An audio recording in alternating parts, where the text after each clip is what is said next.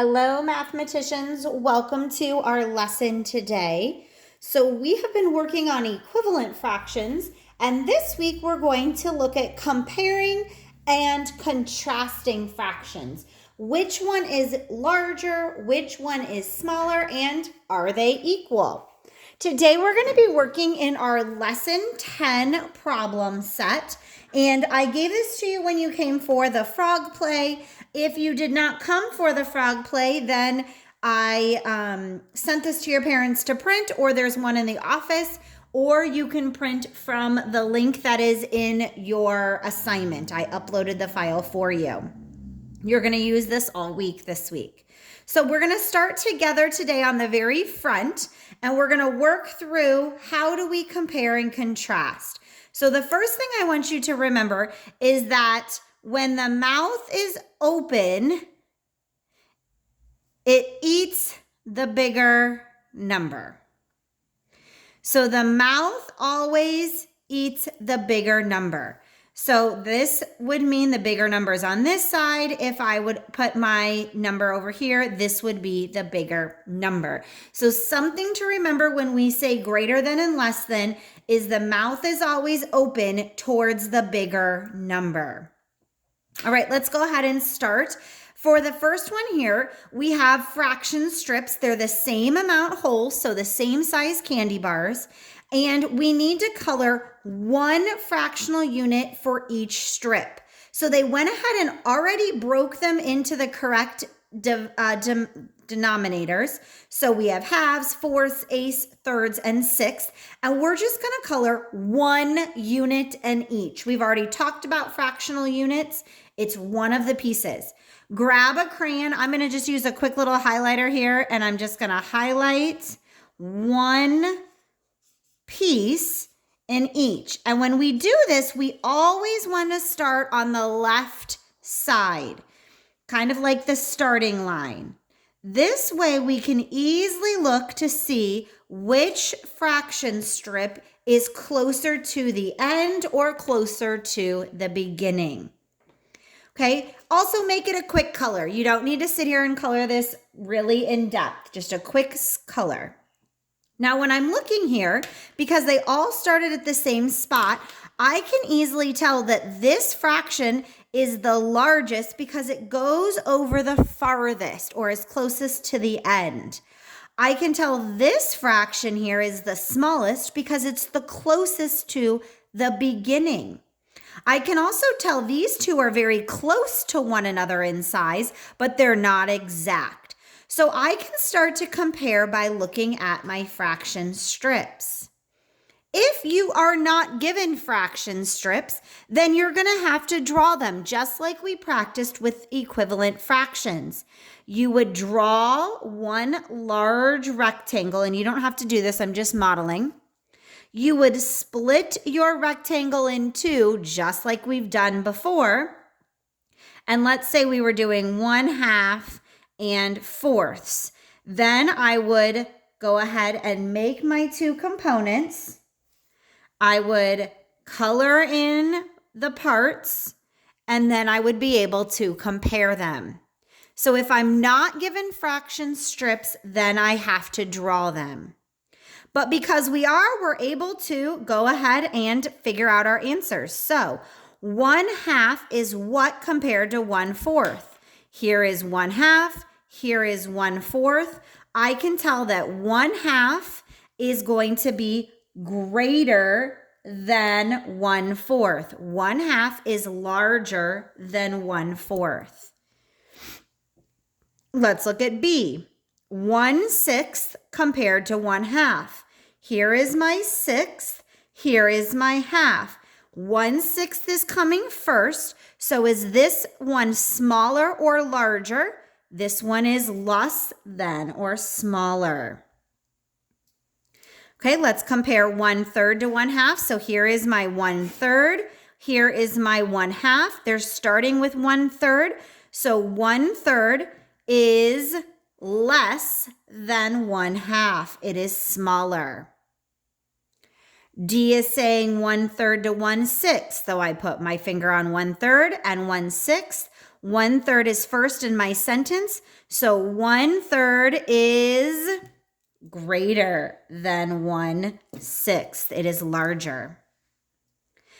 1/8 to 1/6. So here we go again. I put my fingers where they are. 1/8 is coming first. So is this one smaller or larger? This one is smaller, so it is less than. F is 1/8 and 1/4. So again, I put my fingers. 1/8 is first in my sentence. So 1/8 is smaller or less than 1/4. 1/2 compared to 1/8. Here's my half. Here's my eighths. 1/2 is first in my sentence. So what is this one compared to this one? 1/2 is greater. And now this one has words. So 9/8 and 2/2. So I'm going to go ahead and put this in here. Now I want you to think about something. You guys know this. What happens when we have 2/2? You're right. 2/2 is equal to 1 whole. In order to have a whole over here, I would have to have 8/8. This is more than my 8/8. So I can say that this is greater than. Okay, something else I want you to think about here. I want you to look at what happens. If I have 2 friends coming to my party, I split my candy bar into 2 pieces. We both get a good size piece. What happens the more people who come to my party? Look at what happens when I have 4 people come to my party. What just happened to my piece? It got smaller. Look what happens when 8 people come to my party. It got even smaller. So I want you to make a little mark up here at the top, and I want you to say, the more people who come, so the more people, meaning the denominator gets bigger, the smaller my piece. And if you think about that, the more you have to share it, the smaller the piece of pizza or pie or cookie or candy bar you get, because we're having to continue to cut it and cut it and cut it in order for everyone to get an equal piece. And this is going to be important as we start to compare our fractions. All right, we're going to flip here to the next page. We're going to go to our lesson 10 problem set number 3. It says Lily needs 1/3 cup of oil and 1/4 cup of water to make muffins. And guess what, boys and girls? That's true. I'm going to circle 1/3 cup of oil and 1/4 cup of water. So I know what I need in order to make my muffins. The question that it's asking is, will Lily use more oil or more water? So am I going to use more of the oil or more of the water? And we have to explain. So I'm thinking here between 1/3, which is oil, and 1/4, which is water. What is my comparison sentence? Which one is greater and which one is larger? Let's go ahead and draw a picture first. So let's make a large rectangle here and split it into 2 because we're comparing 2 fractions. Let's put 1/3, which is the oil, on top, and 1/4, which is the water, on the bottom. Okay, so we're going to split the top rectangle into 3 equal parts, and I'm going to shade in the first one. I'm going to do the same for my fourths. Remember, fourths get cut in half and then in half again, and shade the first. And now I can easily see which one is larger. The oil is more. So I put my mouth to open to say oil is more. And my answer is use more oil. Now I also could have gone back to that sentence we just wrote. If I have to share with 3 people or 4 people, which one is going to give me a smaller piece? Remember, the more we cut it, the smaller the piece. So if I cut it into 4 pieces, I'm going to have a smaller piece than if I cut it into 3. All right, for the next part, we're going to use our greater than, less than, or equals to compare. Now, this is written in words, so I like to write the actual fractional parts out. 1/3 and 1/5. I can draw my bar diagram, or I can stop and think. If I have 3 people coming to the party or 5, I'm only going to get 1 piece. Which one is going to give me a bigger piece? If I share with 3 people or if I have to share it with 5 people? If I share with 3 people, I'm cutting my pizza less, so it's going to give me a bigger piece. So I'm going to open my mouth towards my 1/3. For letter B, it says 1/7 or 1/4, and it's the same concept. I'm getting 1 piece in each. Which one is going to give me more? If I share with 7 people or if I share with 4 people? Remember my sentence, the more I share, the smaller my piece.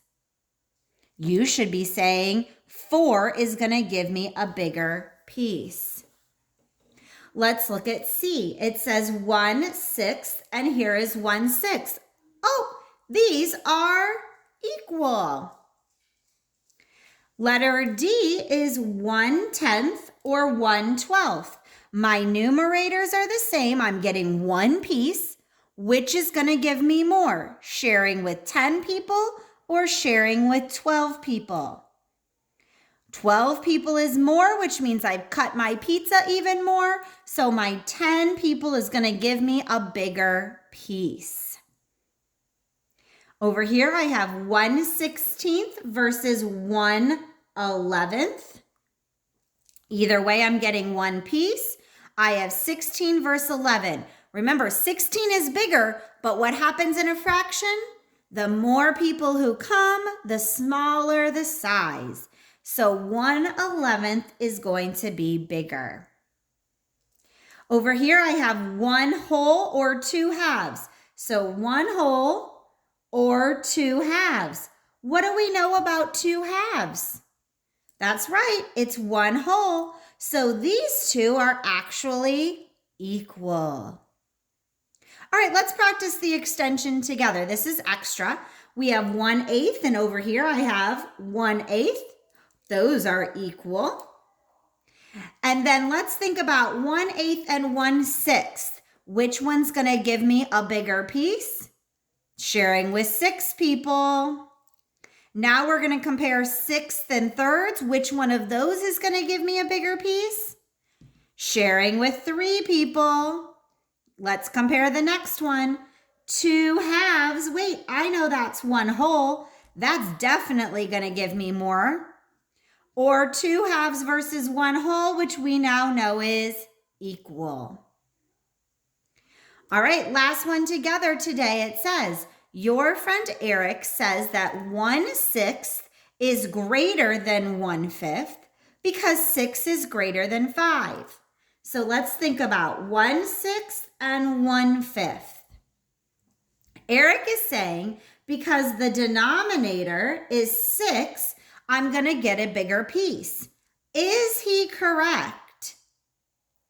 Use words and pictures to explain. So first we have to think about, if I have 6 people coming or 5 people, which one's going to give me a bigger one? Well, let's go ahead and draw a picture just to show.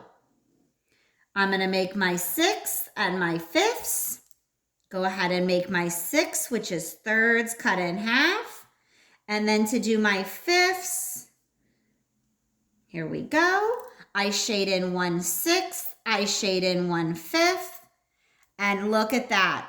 When I share with 5 people, I get a bigger piece than if I share with 6. So no, Eric is not correct. And we can even say our rule. The more we cut our pizza, or the more we cut our hole, the smaller the piece. So the more that we cut it up, the smaller our piece gets. All right, this was a lot today. Take this, make sure you have written it down, read back through it, take it in. We're going to continue to work on this, not only together lessons like this, but also in our small group math. And remember, you can always send me a message or hop on for office hours if you need more help.